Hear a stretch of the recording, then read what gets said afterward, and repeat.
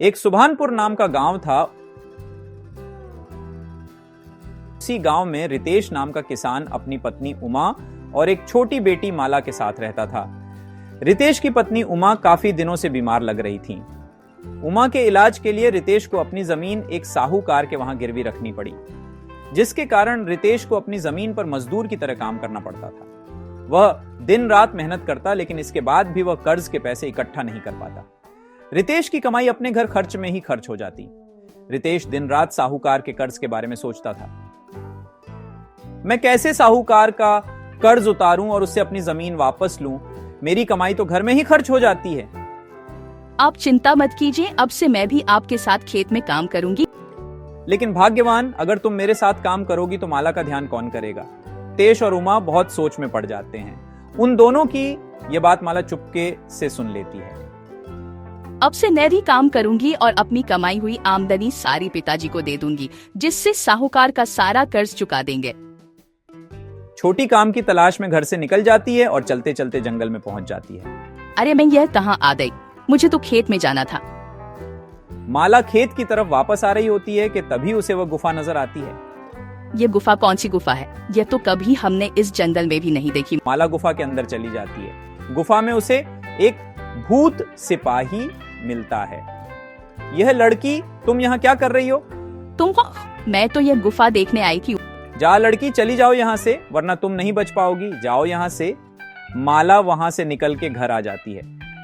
माला कहाँ चली गई थी? तुम? इतनी रात हो गई है, तुम अब घर आई हो, चलो अंदर खाना खाओ। माला खाना खाकर सो जाती है। सुबह होते ही माला उस गुफा के बारे में सोचने लग जाती। उस सिपाही ने मुझे उस गुफा में जाने से क्यों रोका? ऐसा क्या है? उस गुफा में जाकर पता लगाना पड़ेगा। माला खेत की तरफ वापस आ रही होती है कि तभी उसे वह गुफा नजर आती है। वह झाड़ियों में चुपके सिपाही के वहां से जाने का इंतजार करती है। तभी माला मौका देखकर गुफा की ओर चली जाती है।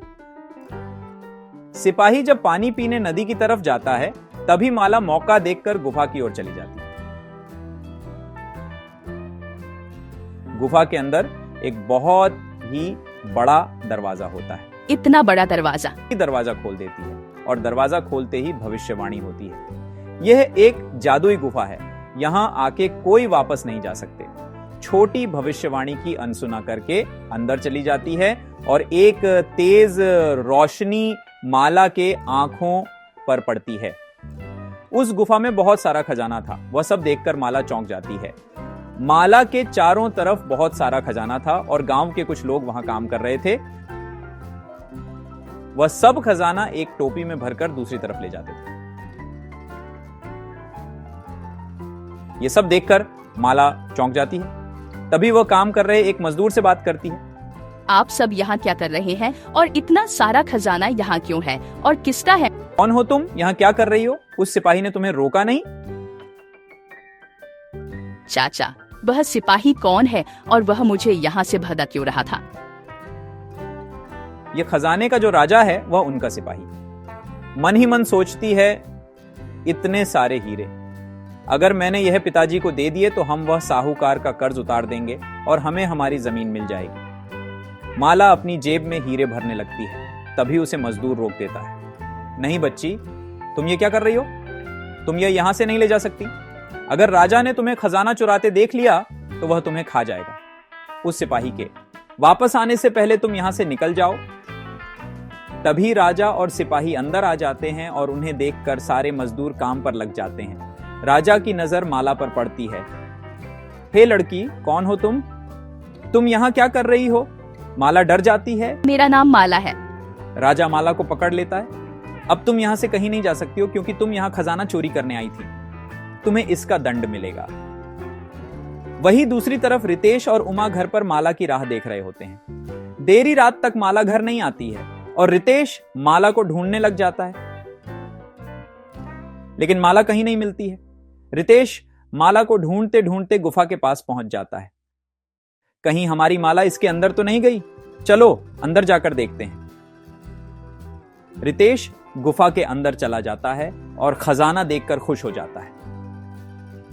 इतना सारा खजाना, अगर यह खजाना मेरे पास आ गया तो मैं बहुत अमीर हो जाऊंगा और साहूकार से अपनी जमीन भी वापस ले लूंगा। लेकिन पहले मैं माला को ढूंढता हूं। माला, तुम इतनी देर तक यहाँ क्या कर रही हो? मैंने तुम्हें पूरे गांव में ढूंढा। पिताजी, राजा ने मुझे पकड़ लिया। राजा साहब, आपने मेरी बेटी को क्यों पकड़ा? ये लड़की हमारा खजाना चुराने आई थी, इसलिए इसे दंड मिल रहा है। राजा जी, आप मेरी बेटी को छोड़ दीजिए, ये खजाना नहीं चुराएगी। मैं खजाना यहां से नहीं ले जाऊंगा। न तुम यहां से जा सकते हो, न तुम्हारी बेटी। और अब से तुम हमारे लिए काम करोगे, नहीं तो तुम्हें बंदी बना दिया जाएगा। रितेश और माला को राजा काम पर लगा देता है। जी पिताजी, हम कहाँ फंस गए? अरे भाई सुनो, क्या तुम मुझे बता सकते हो राजा ने हमें यहां बंदी क्यों बना रखा है? यह एक रहस्यमयी गुफा है। एक बार कोई अंदर आ जाता है तो आसानी से बाहर नहीं जा सकता।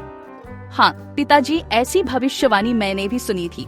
लेकिन रितेश सोचता है, मैं यहां से निकलूं कैसे? रितेश और माला खजाना एक गुफा से दूसरी गुफा ले जाने के काम में लग जाते हैं। रितेश राजा की नजर से बचकर थोड़ा थोड़ा खजाना अपने कपड़ों में छुपाने लगता है। रितेश और माला मिलकर एक तरकीब बनाते हैं। माला रितेश के कहने पर राजा के पास जाती है। राजा जी, मैंने कुछ लोगों को गुफा की तरफ आते देखा है। क्या तुम सच बोल रही हो लड़की? हाँ राजा साहब, मैंने भी देखा है। सिपाही, चलो मेरे साथ। उन लोगों को रोकना होगा, नहीं तो वो लोग गुफा के अंदर आ जाएंगे। राजा और सिपाही जंगल की तरफ निकल जाते हैं। तभी रितेश और माला खजाने से अपना झोला भर लेते हैं और छुपके से उस गुफा से बाहर निकलने लगते हैं। तभी एक मजदूर की नजर उन दोनों पर पड़ जाती है। मजदूर उन्हें रोकने आ ही रहा होता है कि तभी माला और रितेश वहां से भागकर बाहर आ जाते हैं। ये देखकर राजा रोने लगता है, मेरा खजाना गायब हो गया। रितेश और माला अपने घर लौट जाते हैं। अरे जी, आप इतने दिन से कहाँ गायब थे? मैं कितनी परेशान हो गई थी। अरे मेरी भाग्यवान, अब परेशान होने की कोई जरूरत नहीं। अब से हमारी सारी परेशानियां खत्म। हाँ माँ, पिताजी बिल्कुल सही बोल रहे हैं। रितेश और माला माँ को सारी बात बता देते हैं और खजाना बेचकर अपना सारा कर्ज चुका देते हैं।